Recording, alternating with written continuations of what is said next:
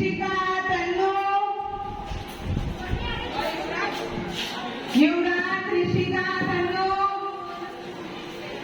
Meena madam उधर से भेज देना ऋषिका तन्नू और युवराज।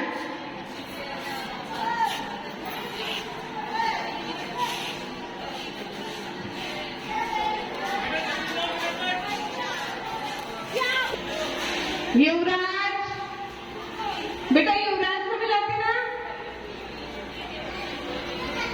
युवराज कहते ना।